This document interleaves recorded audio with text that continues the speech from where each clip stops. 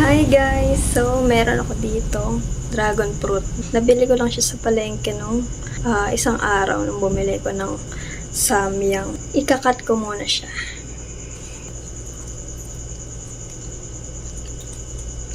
Dahil niya parang maliliit na buto.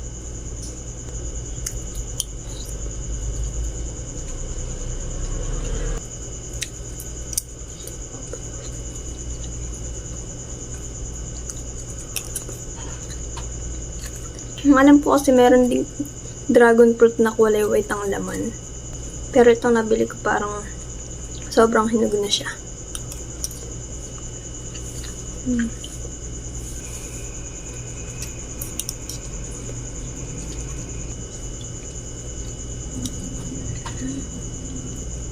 Hindi siya gaanong matamis. Yun yung lasa niya.